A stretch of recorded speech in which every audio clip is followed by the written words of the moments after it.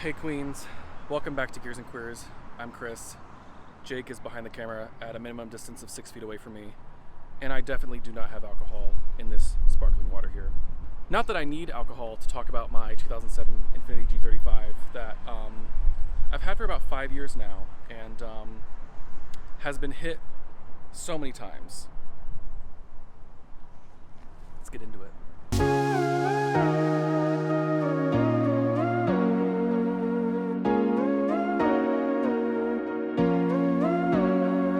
Miss BBG here, that's her name, for almost 5 years, and she's the longest I've ever owned a car. I've never kept a car longer than her.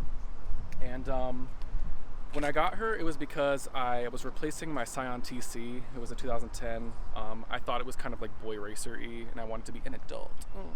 Well, it wouldn't be my G35 if we didn't talk about accidents. So the very first one happened right after I got the car, and I was sideswiped on the passenger side. A girl in an MDX, she was texting and driving, and she hit me. I was driving next to her. She hit me, bounced off, hit me again, and dragged along the entire side of my car as I stopped, which was really fun. That was probably about $3,000. Let's see, the next thing was shortly after I moved to Atlanta, and I got rear-ended. It was a hit and run. Curse you to the gentleman who hit me and ran, but it was basically just the rear bumper. That was probably about $2,000. I think it was a little bit more than two, because it also messed up like a few things behind that, but she was fine, whatever. In 2017, I was driving in Little Five Points, if you're familiar with Atlanta, right by Savage Pizza, and this girl turned across traffic when she didn't, there's no sign at that point. It's just like an intersection. She turned across traffic when she didn't have a clear path, and I couldn't stop, so I T-boned her probably at like 10 or 15 miles an hour because I did hit the brakes, but I wasn't able to come to a complete stop, and that messed up the whole front end of the car. Like headlights, fenders, bumper, hood, grill, everything from the mirrors forward, that's a body panel on this car, was replaced, and it narrowly, and I mean narrowly, avoided totaling the car.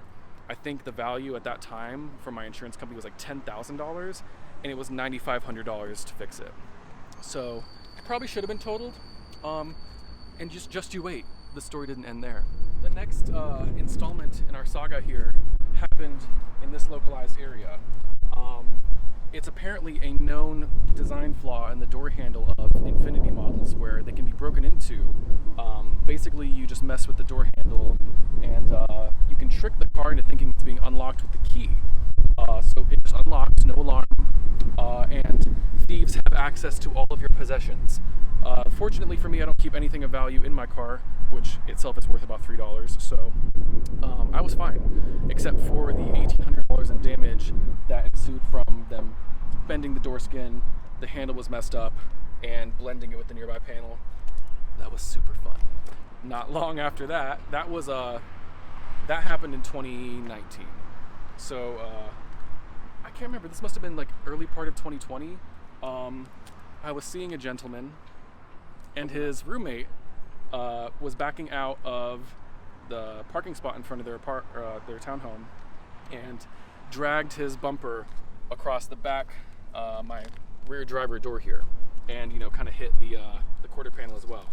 So messed up the door skin. Gosh, that must have cost about, I think it was about $3,000. I can't remember exactly, but I think it was. And so of course, that had just been painted.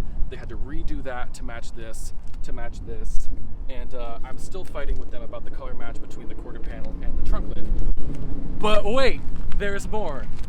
So not 2 weeks after getting the car back from the body shop after that last event, I was rear-ended again. And Jacob can tell you, because I texted him 3 milliseconds after it happened, having a full-on breakdown. Well, this was also after a breakup. A lot was happening. So It was a day. it was a day. That was like what? Like it was February or something? I don't know. A very similar rear-ending to the one that happened in 2016 or whatever. Another probably like $2,000 or something like that. New bumper cover. All this to say, the only body panels on this car that have not been repainted are the trunk and spoiler, the roof, and the mirrors. Every other body panel on this car has been painted. And you can't really tell right now, but this shit is like 50 shades of gray. Only there ain't no red room. Well, why don't we just get in the car and we'll talk about why I kept her after all of this. Let's do it. Let's do it.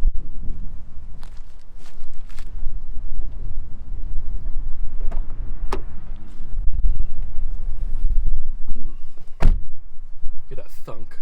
Isn't it beautiful?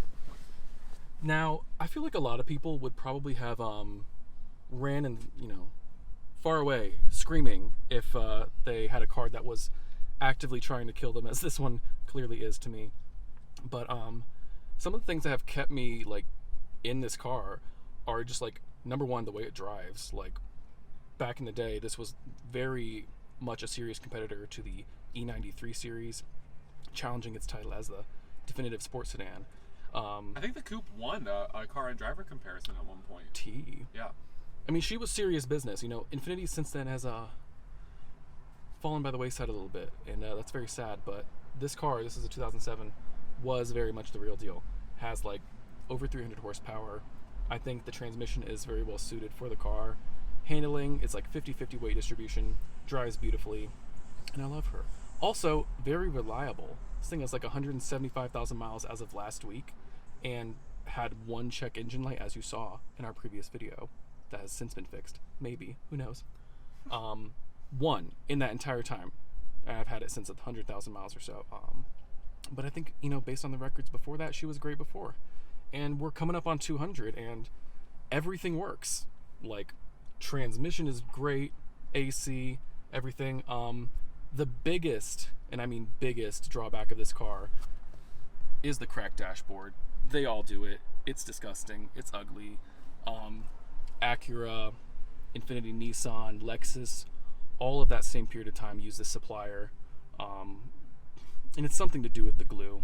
Who knows? Who cares? But they crack. It's ugly. Whatever. The car drives fine. What do you want from me? Well, if y'all want to know the real reason I kept this car, it's very, very simple.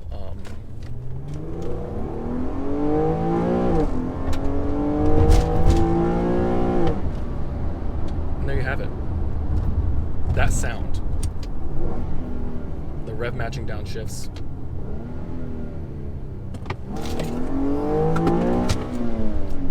It's really that simple. Thank you so much for watching. I hope to keep this car for quite a length of time longer, even with the abuse that I give it on the daily. Please make sure to like, share, and subscribe, and distance, and never speak to me again. Bye-bye.